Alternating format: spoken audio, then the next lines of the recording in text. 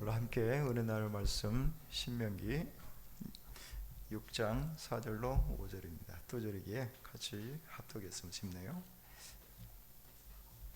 신명기 6장 4절부터 5절 같이 합독하겠습니다.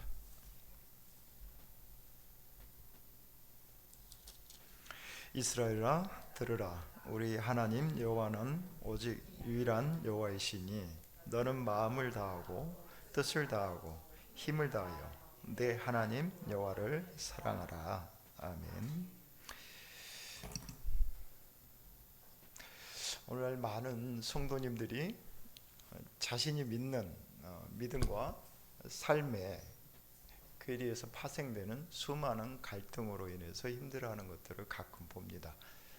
그래서 어떤 이는 이런 갈등 속에 자기 자신을 자포자기 상태로 내버려 두기도 하고, 또 어떤 이는 어정쩡한 상태로 한 발은 세상에 한 발은 교회에 발을 딛고 살아 어쩌면 형식적인 신앙생활을 하는 이들도 있습니다. 그러나 분명한 것은 우리의 믿음은 삶과 결코 분리될 수 없다는 사실이죠. 결국 우리의 믿음에 있어서 삶과 괴리가 발생하는 주된 이유를 찾아서 우리 스스로의 믿음을 하나님께 보이는 것이 저와 여러분에게 하나님이 이 시간 우리에게 요구한 바로 분명한 하나님의 뜻이 아닐까 싶습니다. 그럼 이런 괴리가 발생하는 원인에는 무엇이 있을까요? 그건 저는 마음에 있다고 생각합니다. 각자의 물론 주장하는 게 다를지는 몰라도 그 근본을 찾아 들어가면은 결국 우리 내면에 마음 중심이 흐트러져 있기 때문이라고 저는 생각합니다. 이는 우리가 첫 단추를 잘못 깨게 되면은 그 시작이 잘못되다 보니까 우리 온매무시가 전체가 다 흐트러지는 것과 유사합니다.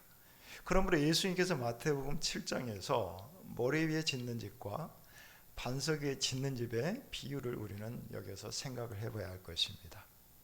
잠언 4장 23절에서 이 마음의 중요성에 대해서 권면합니다. 무릇 지킬 만한 것 중에 내 마음을 지켜라. 생명의 근원이 이에서 남이니라 했습니다. 제가 지난 주일 오후 시간에 하나님의 마음을 품기라는 제목으로 함께 은혜를 나눴었습니다. 그 설교의 중심에 대해서 기억나시나요? 다 잊어먹으셨죠? 잊어먹으셔야 됩니다. 그래야지 계속 같은 말로 해도 됩니다. 그런 은혜가 있죠.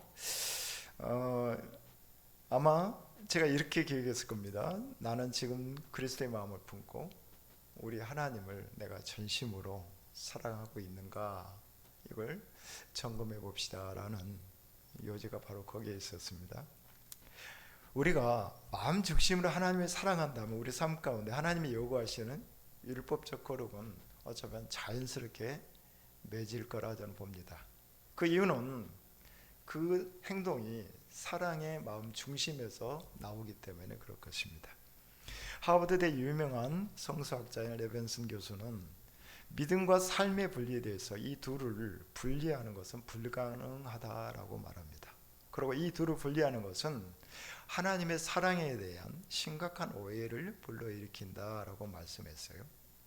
탈무드에는 우리 인간에게 숨길 수 없는 세 가지 격언가 있다고 합니다. 그것은 재채기와 가난과 사랑이라고 합니다. 알다시피 재채기는 우리 신체적 반응이기 때문에 그 어느 누구도 참지를 못합니다. 가난 또한 마찬가지죠. 경제적 상황이 우리의 노력으로 쉽게 극복이 안 되다 보니까 삶의 모습 속에서 드러날 수밖에 없습니다. 그리고 사랑 이 또한 마찬가지죠. 그 표정이나 행동 모든 것들이 숨길 수가 없습니다. 드러나올 수밖에 없습니다. 참으로 공감되는 좋은 격언입니다. 우리가 이 구절에서 우리 모두가 고개를 끄덕이는 이유 또한 우리가 동일하게 공감하기 때문이 아닐까 싶습니다. 특별히 여기서 사랑은 결코 감추고 싶다고 감추어지는 것이 아닙니다. 사람마다 각자의 표현의 정도는 있을지 모르지만은 그 사람의 행동 표현이 어떤 사람은 과격하게 행동하기도 하고 또 어떤 이는 묵묵하게 합니다. 경상도 사나이들 보면 대부분 묵뚝뚝하다 하지 않습니까? 저 사람하고 제 아내하고 저하고 하다 보면은 그것들을 가끔 얘기해요.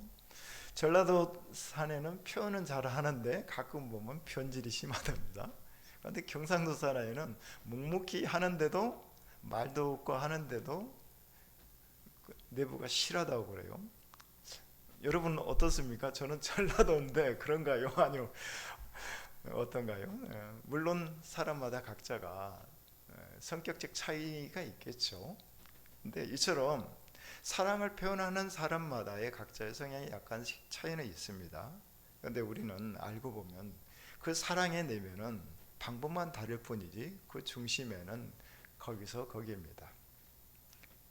특별히 우리 아버지들을 생각해 보면 이해가 될 겁니다. 저도 어린 시절 아버지에 의해서 수많은 원망을 많이 했던 시절이 있었습니다. 그런데 제 스스로 밥벌이하고 그러면서 이제 살다 보니까 아버지가 그때 그러한 행동이 이해가 되더라라는 것이죠. 아버지 입장에 내가 들어가 보니까 느껴지는 것입니다.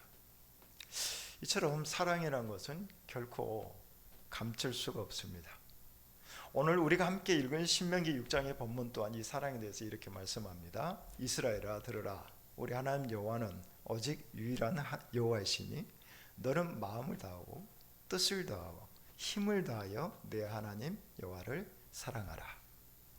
오늘 본문은 그 유명한 쉐마 이스라엘이라는 이 본문입니다. 쉐마라는 말은 들으라라는 명령어죠. 이 구절은 유대교의 핵심 신앙 고백이자 그들이 매일 아침 저녁으로 듣는 기도문이기도 합니다. 율법의 핵심에 해당하는 쉐마의 말씀에서 모세는 이렇게 말합니다. 마음을 다하고 뜻을 다하고 힘을 다하여 이것을 실천하라라고 하지 않습니다. 오히려 하나님을 사랑하라라고 말씀합니다. 본문을 다시 한번 봐보세요. 한번 읽어볼까요? 5절입니다. 시작. 이스라엘아 들으라. 아멘. 이처럼 하나님께서는 행동을 하는데 어떤 걸 실천하라라는 게 아니라 사랑하라라고 우리에게 말씀하죠. 결국 성도가 삶 가운데 바로 우리에게 요구하는 게 무엇인지를 오늘 본문은 우리에게 잘 설명해 주고 있습니다. 율법이 요구되어지는 목적 또한 분명하게 말씀해 주고 있죠. 하나님을 사랑하라. 사랑하는 우리 동역자 여러분, 사랑은 무엇일까요? 사랑의 본질은 우리가 하나님을 통해서 우리는 쉽게 깨달을 수 있죠. 예수님은 그 사랑의 본질을 우리에게 보여주셨기 때문입니다. 그 사랑을 우리는 해야 되는데 우리의 힘으로는 안 돼요. 성경은 그런데 우리에게 사랑하라라고 명령합니다. 모세오경인 창세기, 출애굽기, 레위기, 민수기, 신명기 이 5권을 유대인들은 흔히 토라라고 말합니다. 토라라는 뜻은 지시하다, 인도하다라는 히브리어에서 유래했다고 합니다. 이를 통해서 그들은 하나님의 가르침인 율법을 신앙과 삶의 중심으로 삼고 살아갑니다. 그런데 이 유대교의 이 토라에서도 하나님 사랑과 율법의 실천을 따로 떼어놓지 않고 있습니다. 같이 병합해서 말씀하고 있습니다. 다시 말씀드리면 그들에게 율법은 단순히 하나님을 믿는 사람들이 마땅히 지켜야 하는 의무조항이 아니라는 것입니다. 오히려 하나님을 사랑하는 자들이 어떻게 하면 그 사랑을 표현할 것인가 하는 그 표현 방법을 이 율법을 통해서 제시해 주고 있다는 것입니다. 아주 중요한 사실입니다. 우리가 이 율법을 대하다 보면 가끔 내가 이걸 이렇게 행해야지라고 생각하다 보니까 그게 짐이 되고 하는데 오히려 뭐라고요? 율법은 그 사랑을 어떻게 표현할 것인가 하는 표현 방법을 설명해 주고 있는 매뉴얼이다라는 것이죠. 결국 우리는 하나님께서 주의 백성에게 정말 원하시는 것은요, 율법의 기계적인 준수 목적이 아닙니다. 삶 속에 사랑을 드러내는 실천이라는 그릇이며 더 나아가 우리의 내면의 마음에서 출발해야 한다는 사실입니다. 우리는 지금 다음 세대 통해서 계속 지금 묵상을 같이 나누고 있죠. 이번 주에 제가 쭉 내용 보면서 아이들이 어떻게 영적으로 자라가는지 우리는 잘 우리 깨우치지 않습니까? 그죠? 그걸 통해서 보면 우리는 때로는 감사하고 기쁘기도 한데, 근데 우리가 한번 생각해 봅시다. 목사님 교수도 가끔 보면 캐치해가지고 아이한테 조금 직접적으로 이렇게 권면을 하기도 하시는데, 아이가 형식적으로 계속 하는 거 보면 눈에 보이지 않습니까? 목사님의 속마음은 뭐예요? 아이가 그 말씀의 중심으로 들어가서 그것을 깨우치고 진심으로 하기를 원하시죠. 바로 그 마음이 아닐까라는 생각이 듭니다. 하나님께서 우리에게 정말 원하신 것은 기계적으로 시간에 맞춰서 그것을 묵상해갖고 올리고 기계적으로 올려가지고 아무 감동 없이 마음 없이 하는 것이 아닌, 진정으로 내가 깨우치고 그걸 줬고 그걸 통해서 영적으로 자라가는 그 모습이 아닐까 하는 생각. 오늘 우리는 그러므로 이 사랑을 어떻게 그러면 우리가 이뤄낼지에 대해서 저는 몇 가지를 한번 나눠서 생각해 보고자 합니다. 우리는 하나님과 먼저는 인격적 관계를 맺어야 합니다. 따라서 해볼까요? 인격적 관계. 호세아 선지자는 호세아 6장 6절에서 이렇게 말씀했습니다. 나는 인애를 원하고 제사를 원하지 아니하며 번제보다 하나님 아는 것을 원하노라. 하나님을 아는 것에서, 이 아는 것이라는 히브리어 다 아트라는 것은요, 경험적이고 체험적인 알을 의미합니다. 그래서 하나님과의 친밀한 관계 속에서 이 말씀 로고스를 통해서 실제로 삶 속에서 순종하고 그걸 통해서 내가 경험한 그 알을 의미하죠. 결국 우리가 하나님을 안다는 것은 우리의 머리에 지적으로 뭘 채우라는 명령이 아니죠. 하나님의 백성이라면 마땅히 하나님과의 이 말씀을 통해서 친밀한 교제, 관계를 이루어라 라는 명령입니다. 그래서 이 본문, 오늘 우리가 함께 읽었던 신명기 6장의 본문 또한 마찬가지입니다. 오늘 신명기 6장의 대상은 이스라엘 백성입니다. 오늘 말씀의 취지는 언약 백성인 이스라엘 백성이 가나안 땅에 들어갔을 때 어떻게 행해야 할지에 대한 하나님의 명령이죠. 오늘 본문 1절을 한번 같이 한번 읽어볼까요? 자, 시작. 이는 곧 너희의 하나님 여호와께서 너희에게 가르치라고 명하신 명령과 규례와 법도라. 너희가 건너가서 차지할 땅에서 행할 것이니 였습니다. 바로 가나안 땅에 들어가서 어떻게 행할 것인지에 대한 명령이죠. 그럼 오늘 우리도 마찬가지입니다. 저와 여러분이 예수 그리스도를 구주로 믿고 죄 사함을 얻었습니다. 우리는 이제 하늘 백성이 됐습니다. 곧 가나안 땅에 우리가 이제 들어갔습니다. 그럼 우리가 어떻게 행해야 될지에 대해서 말씀해 주시는 게 바로 이 본문이다라는 것입니다. 이스라엘아, 내 하나님 여호와께서 내게 요구하신 게 뭔지 아니? 곧 내 하나님 여호와를 경외하며 그의 모든 도를 행하고 그를 사랑하며 마음을 다하고 뜻을 다하여 내 하나님 여호와를 사랑하라. 신명기 10장 12절의 말씀인데요, 하나님이 저와 여러분에게 바로 구원받은 이후에 우리가 어떤 삶을 살아야 될지에 대한 분명하고 확실하고 명확한 바로 말씀입니다. 이걸 세 번역으로 해보면요, 더 실감 있게 다가옵니다. 이스라엘 자손 여러분, 지금 주 당신들의 하나님이 당신들에게 원하시는 것이 무엇인지 아십니까? 주 당신들의 하나님을 경외하며 그의 모든 길을 따르며 그를 사랑하며 마음을 다하고 정성을 다하여 주 당신들의 하나님을 섬기며 라고 합니다. 이 은혜가 저와 여러분에게 있기를 원합니다. 자, 그러므로 우리는 그러면 어떻게 하나님을 사랑해야 될지에 대해서 말씀을 한번 나눠보도록 하겠습니다. 첫째로 우리가 사랑을 하는 데 있어서 잊지 말아야 될 게 이겁니다. 우리와 하나님과의 관계는 언약적 관계다라는 사실입니다. 언약. 곧 하나님과 우리는 계약을 맺은 관계다라는 사실입니다. 사랑은 바꿔 말하면 감정이 아닌 언약적 관계입니다. 하나님과 우리가 하나님을 사랑할 수 있는 그 이유 또한 언약이고 목적 또한 언약입니다. 이걸 통하여서 저와 여러분이 하나님과의 온전한 관계 속에 들어갈 수 있는데요, 사랑은 이처럼 언약적 관계 안에서 드러나는 상대방을 향한 신실함, 곧 충성과 절개를 의미합니다. 그러므로 사랑은 이 언약의 실천을 통해서 표현되어지고, 언약이 없으면 표현 자체가 불가능할 수밖에 없습니다. 우리 잠시 우리 사이를 한번 되돌아봅시다. 우리 사이 가장 기초이기도 한 가정을 생각해 봅시다. 남녀가 사랑해서 결혼했습니다. 그리고 두 사람이 혼인식을 하죠. 그렇죠? 전혀 안 하신 분들 같아요. 혼인식을 하지 않습니까? 그렇지 않습니까? 그래서 남녀가 혼인식을 하면은 반드시 하는 게 있습니다. 뭐가 있나요? 예? 이게 있죠. 서약식이지 않습니까? 반드시 있습니다. 요즘 우리 신세대들이 다 뭐라 해도 혼인 방식이 다 다르지 않습니까? 그런데 꼭 빠지지 않는 겁니다. 서약식입니다. 남자는 여자에게, 여자는 남자에게 서로가 서약식을 맺습니다.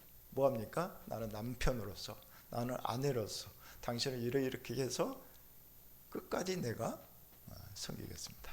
옛날로 말하면 머리가 파뿌리가 되도록까지 섬기겠습니다 라고 서약을 하죠. 이처럼 공동의 목적을 향해서 서로가 가정을 이루기 위해서 협력합니다.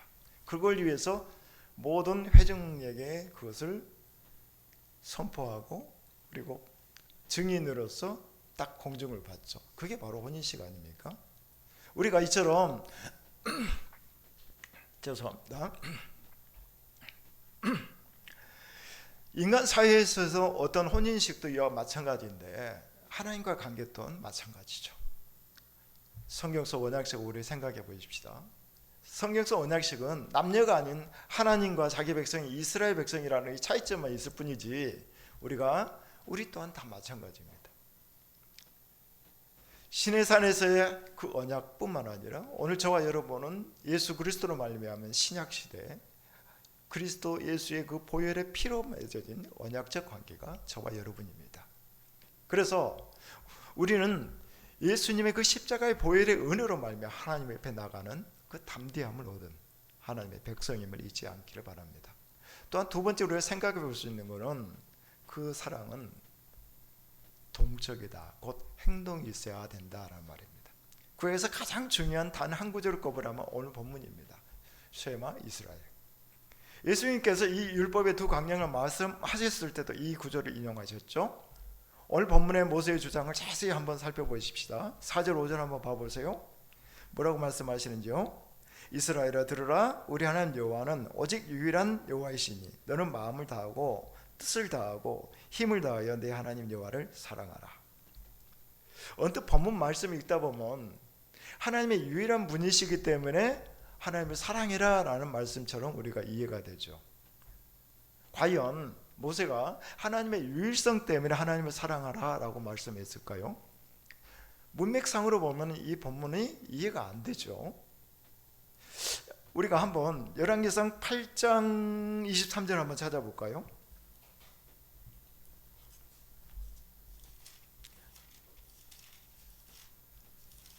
이를 이야기하기 위해서 한번 본문을 한번 비교해서 한번 해보도록 하겠습니다. 8장 23절입니다.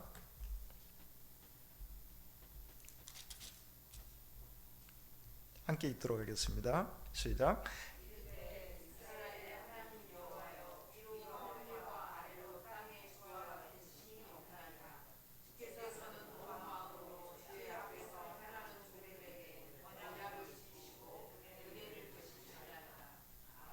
아멘. 오늘 본문이 이 문맥에 있어서 단어만 약간 다를 뿐이지 문맥상은 앞에 우리가 말씀하신 그 부분과 동일합니다. 그렇죠? 그래서 신명기 6장 4절에 5절에 보면 이스라엘 들으라, 우리 하나님 여호와는 오직 유일하신 하나님 여호와시니 라고 하셨는데, 오늘 본문에 보니까 열왕기상 8장 23절에 보면 위로 하늘과 아래로 땅의 주와 같으신 이 없다, 곧 유일하신 하나님을 얘기하고 계시죠. 그리고 5절에도 보면 마음을 다하고 뜻을 다하여 힘을 다하여 내 하나님 여호와를 사랑하라 하시는데, 이 8장 24절에 보면은 23절의 하반절에 보면은 주께서는 온 마음으로 주의 앞에서 행하는 종들에게라고 했습니다. 이처럼 마음을 다하고 뜻을 다하고 힘을 다하여 네 하나님 여호와를 사랑하라. 이처럼 이 두 구절은 단어만 약간 다를 뿐이지 같은 표현임을 우리는 볼 수 있습니다. 여기에 우리는 신명기 7장 9절에 한 절을 더 찾아보면은 좀 확고하게 좀 이해가 될 거라고 같습니다. 7장 9절입니다. 한번 넘겨보겠습니다. 구약성경 273쪽입니다. 자, 한번 더 읽어보도록 하겠습니다. 시작. 그런즉 너는 알라 오직 내 하나님 여호와는 하나님이시요 신실하신 하나님이시라. 그를 사랑하고 그의 계명을 지키는 자에게는 천대까지 그의 언약을 이행하시며 인애를 베푸시되 했습니다. 이처럼 여기에서도 보면은요, 주께서 온 마음으로 주의 앞에 행하는 종들이라고 말하고요, 신명기 7장 9절에서도 그를 사랑하고 그의 계명을 지키는 자라고 해서 동일하게 하나님을 향해서 온전히 행동하는, 바로 그를 지칭해서 말씀하고 있습니다. 그렇다면 본문의 이 종들이나 주님을 사랑하는 자 모두가 같은 대상을 향해서 표현만 다를 뿐이지 동일한 명령을 하고 계시다는 거죠. 그러므로 오늘 본문 신명기 6장에 말씀하신 사랑은 단순히 감정적 차원에서 머무르지 않는 겁니다. 그의 명령을 지키는 행동이 포함되어야 된다라는 말씀입니다. 그래서 힘써 내 하나님 여호와를 사랑하라, 이 명령은 감정이 아닌 행동으로 표현되는 역동적 개념이다라는 사실입니다. 사랑은 언약의 실천입니다. 그것을 통해서만이 표현되고 그걸 통해서만이 완성됩니다. 이런 관점에서 하나님의 유일하심을 강조하는 6장 4절은 여호와만이 진정한 왕이심을 인정하는 구절로 우리가 이해하고, 5절에서 그분과 맺은 언약에 충실하라 하는 명령은 내가 하나님을 사랑하는 것이 바로 행동으로 표출돼야 함을, 마땅히 표출돼야 함을 우리에게 말씀해주고 있지 않나 싶습니다. 사랑은 감정이 아닙니다. 그것을 의지와 힘으로 실천해내는, 바로 이것이 바로 사랑입니다. 우리 주변에 보면은 우리 권사님도 계시지만은 참으로 주변에 어려운 환자를 위해서 간호하는 가족들을 우리 보죠. 바로 그 환자를 간호하는 그 마음 중심에 사랑이 없으면은 그걸 어떻게 감당할 수 있겠어요? 이처럼 사랑은 삶의 모든 행동으로 뒷받침되어질 때 그 사랑이 온전하다 할 것입니다. 하나님을 사랑한다는 말은 우선적으로 하나님께서 기뻐하시고 원하시는 행동을 하는, 바로 하나님의 뜻에 따르는 행동을 하는 것, 그것을 우리가 까지 포함되어야 함을 우리가 잊지 말아야 될 줄 믿습니다. 이처럼 구약 성경에서 사랑은 언제나 동적인 개념이라 할 수 있습니다. 성경적 사랑은 이 땅의 사랑 관계에서의 감정 차원에서 머물러 있지 않습니다. 우리의 마음뿐만 아니라 나의 의지와 온 힘까지도 사용해야 함을 우리는 잊지 말아야 할 것입니다. 이것을 하나님께서 우리에게 요구하십니다. 이러보건대 예수님께서 어느 계명이 큰지 한 율법사의 질문에 대해 내 마음을 다하고 목숨을 다하고 뜻을 다하여 주 너의 하나님을 사랑하셨다는 이 말씀의 본의가 이해가 되실 줄 믿습니다. 신학자 에릭 프롬은 예수님의 이 설명에 대해 힘과 뜻이 강조되어 있다는 점에서 본질적으로 우리가 이것을 익혀야 한다라는 그런 의무가 있다함을 우리에게 말씀하고 있습니다. 이처럼 하나님을 향한 사랑은 우리의 언약의 실천이며 그것을 통해서 표현되고 완성되어집니다. 결국 하나님의 백성인 우리는 마땅히 언약의 실천을 통해서 이 사랑을 표현하고 완성시켜야 할 책임이 있습니다. 이처럼 성경에서는 이 언약의 기초를 두고 바로 사랑이 실행되고 있음을 잊지 말아야 될 것입니다. 하나님에 대한 사랑은 감정만이 아닙니다. 그것을 의지와 힘으로 실천하는 것을 의미합니다. 사랑하는 이가 실천해야 하는 것은 바로 이 언약의 이행이기 때문에 그렇습니다. 그러면은 여기에 우리가 하나님에 대한 이러한 사랑의 언약을 이해했다라면은 이제는 우리가 주변의 사랑을 어떻게 실천하지에 대한 바른 또한 개념 또한 세워진다고 봅니다. 흔히 우리가 이웃을 사랑해라, 원수를 사랑해라 하는 이 부분에 있어서 때로는 우리가 힘들 때가 있죠. 근데 하나님께서 명하신 이 사랑의 명령이 단순히 내가 좋아서 해라 라는 명령이 아님을 우리가 깨달을 때 우리는 그 부분을 쉽게 극복해낼 수 있다고 봅니다. 우리는 하나님과 맺은 언약 공동체라겠죠. 언약적 관계입니다. 그래서 언약의 바탕에는 저와 여러분이 동일하게 세상에 그 누군가에게 이 언약을 실천해야 합니다. 그런 본질적 존재가 저와 여러분입니다. 그렇기 때문에 이걸 실천해야 하는 언약적 이행을 실행해야 하는 저와 여러분이기 때문에 이웃을 사랑하고 또 원수를 사랑하는 부분에 있어서 감정을 배제할 수 있다는 사실이죠. 참으로 원수를 사랑하느라 참 힘들지 않습니까? 그러나 하나님이 나에게 명하신 그 말씀에 준행해서 내가 원수를 사랑할 수 있음을 오늘 우리는 깨달을 수가 있습니다. 이처럼 우리는 내 이웃이나 원수의 어떤 관계에 있어서도 하나님의 명령에 준해서 이것을 실천할 수 있습니다. 그 언약의 시작이 바로 이스라엘 백성이 시내산에 맺는 언약이옵니다. 그리고 이방인 저와 여러분은 예수님의 십자가 희생의 피로 말미암아 이제 하나님과 가까워졌고 원수적인 관계에서 하나님의 사람으로서 하나님의 자녀로서의 새로운 관계를 맺었습니다. 마가복음 14장 24절에 보면 주님이 이렇게 말씀하죠. 이것은 많은 사람을 위하여 흘리는 나의 피 곧 언약의 피니라. 사랑하는 우리 동역자 여러분, 우리는 이런 의미에서 저와 여러분 안에는 하나님의 향해 더 가까이 나갈 수 있고 그 사랑의 실체에 더 우리는 훈련받을 수 있습니다. 그런데 여기에서 우리는 또 하나의 딜레마가 있습니다. 저와 여러분 안에는 하나님을 향한 사랑이 없다는 사실입니다. 눈에 보이는 형제도 사랑하지 못하면서 눈에 보이지 않는 하나님을 사랑한다는 것은 있을 수가 없기 때문에 그렇습니다. 신학자 어거스틴이나 칼빈 주장처럼 우리 안에는 전적 타락한 심성이 있습니다. 그리고 우리 스스로 힘으로는 이 사랑을 어찌할 수 없는 능력이 없는 존재들입니다. 그렇다면 우리는 여기서 어떻게 사랑해야 될까요? 더 나아가 내가 하나님을 사랑하는 하나님의 명령에 어떻게 순종할 수 있겠습니까? 하는 질문이 나와야 할 것입니다.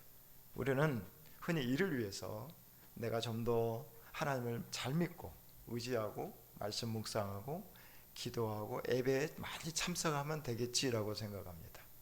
이 모든 것들 다 좋습니다. 성경에서 이를 명합니다.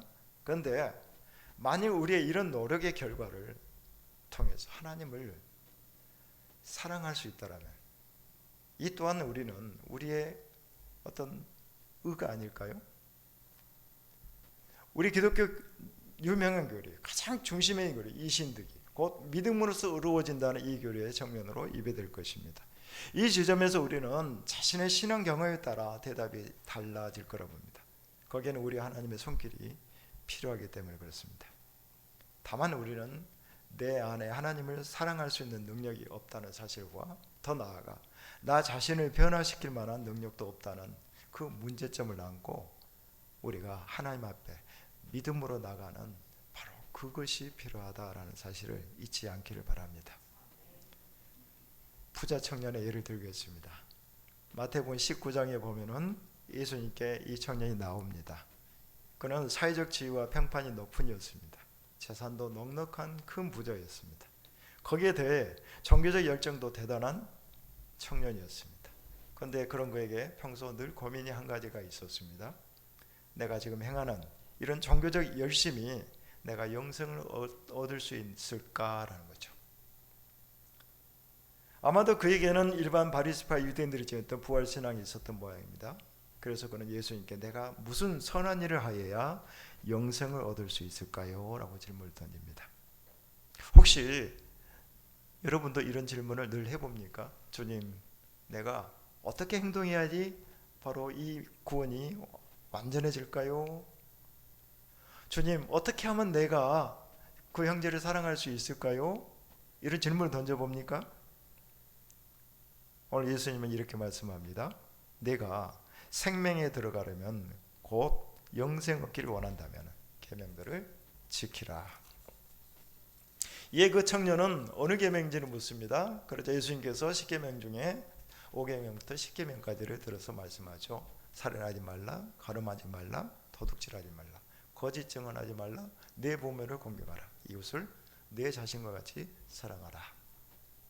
예, 그는 자신 있게 말씀합니다. 내가 이 모든 것을 지키었습니다. 아직 나에게 무엇이 부족합니까? 라고 자신만만하게 대답합니다. 그러자 예수님께서 그 청년을 안타깝게 계시며 이렇게 말씀합니다. 우리 누가복음 19장 21절 잘 아시겠지만 한번 본문을 다시 생각해 보면서 다시 한번 읽어봤으면 싶습니다. 누가복음 19장 21절 말씀입니다.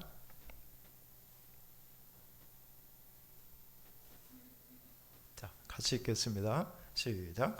내가 온전하고자 할진대 가서 내 소유를 팔아 가난한 자들에게 주라. 그리하면 하늘에서 보화가 내게 있으리라. 그리고 와서 나를 따르라.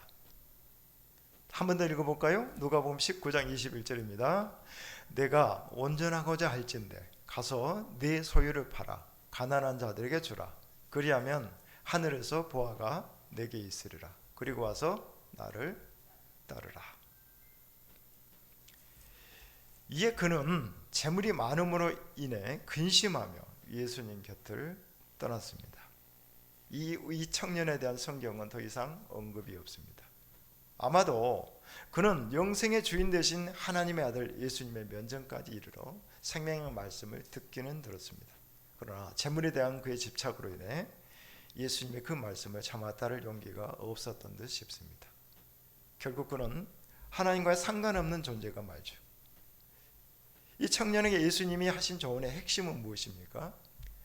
재물에 대한 집착을 버리고 하나님을 따르라는 것. 곧 지금 그가 헛되이 붙잡고 있는 그 재물에 대한 우선순위를 하나님과 함께 바꾸라라는 말씀이었습니다. 진정한 영생은 재물에 있지 않고 하나님을 사랑하며 따르는 관계에 있음을 우리에게 알려주는 말씀입니다. 예수님께서는 누가복음 12장 15절에서 이렇게 말씀하죠. 상간 모든 탐심을 물리치라. 사람의 생명이 그 소유에 넉넉한데 있지 아니하니라. 사랑은 이 땅의 모든 것 위에 있는 최상의 덕목입니다. 특별히 하나님을 향한 사랑은 더욱 그렇습니다. 그러므로 우리가 만일 하나님을 사랑하고자 원한다면 하나님을 나의 삶의 모든 것에 최고의 위치에 두기를 원하신다면 우리는 우리 삶의 가치관이 바뀌어야 된다라는 것입니다. 이걸 어떻게 바꿔야 될까요? 어떻게 해야지 저와 여러분이 이 가치관의 변화 속에서 하나님의 사람으로 저와 여러분이 세워질까요? 저는 이것을 디모데후서 2장 20절의 말씀을 띄어서 말씀을 드립니다. 우리의 그릇을 만들어야 된다라고 생각합니다. 그릇. 내 안에 하나님의 것으로 담겨질 수 있는 참 그릇이 필요하다라는 것이죠. 이 본문에 보면 이렇게 말씀합니다. 큰 집에는 금그릇과 은그릇뿐 아니라 나무그릇과 질그릇도 있어 귀하게 쓰는 것도 있고 천하게 쓰는 것도 있나니 그러므로 누구든지 이런 것에서 자기를 깨끗하게 하면 귀히 쓰는 그릇이 되어 거룩하고 주인의 쓰심에 합당하며 모든 선한 일에 준비함이 되리라 말씀합니다. 누구든지 여기에서 이런 것에서 자기를 깨끗하게 하며라는 뜻은 스스로 정결하게 하고 거룩하게, 그래서 내 내면을 가꾸면은 하나님께서 합당한 귀한 그릇이 되고 그를 통해서 하나님께서 귀하게 쓰신다라는 말씀입니다. 여기 정결하게 하다라는 말의 의미는 죄나 불결한 것에서 자기 자신을 씻어내는 구별된 행위를 의미합니다. 또 주인의 쓰심에 합당하며 모든 선한 일에 준비함이 되리라 하는 말씀 또한 내게 합당하게 갖추어진 준비된 상태를 말씀하죠. 그래서 우리가 하나님의 뜻을 이루고 내 안에 하나님의 사랑을 충만하게 세워서 하나님의 사람으로서 우리가 쓰임받기를 원하신다라면 우리 내면 안에 이게 반드시 선행되어야 된다. 그게 바로 예수님이 포도나무의 비유를 들어서 저와 여러분에게 말씀하시는 게 아닐까 싶습니다. 하나님은 때로는 우리의 삶 속에서 이걸 위하여서 우리의 부족한 모난 모습들을 가지치기를 하시기도 하고, 그걸 통해서 우리를 새롭게 변화시켜서 하나님의 귀한 열매를 맺도록 하시죠. 이처럼 하나님의 그 은혜가 저와 여러분의 삶을 바로 하나님을 사랑할 수 있는 위치로 이끄심을 우리는 잊지 않기를 바랍니다. 하나님의 은혜만이 저와 여러분을 붙들고 그 안에서 우리가 거룩한 하나님의 백성으로서 하나님을 사랑하고 더 나아가 이 땅에 하나님의 온전하심을 이루는 저와 여러분이 될 줄을 믿습니다. 우리가 하나님을 사랑해야 됩니다. 근데 그게 내 의지와 내 힘으로는 될 수 없습니다. 오직 하나님의 은혜만이 저와 여러분을 붙들고 이끄십니다. 그러므로 날마다 우리 내면에 하나님의 그 은혜를 갈구하는 마음과 더 나아가 하나님을 향한 바로 성결함, 곧 신부로서의 우리가 늘 그 본분을 잊지 않고 우리가 언약 백성으로서의 그 성결함을 늘 지키는 그 기본 자세가 우리에게 필요하지 않을까 싶습니다. 그 안에서 이 남은 이 한 주간의 삶도 주의 은혜 속에서 날마다 하나님과 충만한 교제를 누리는 저와 여러분 되시기를 원합니다.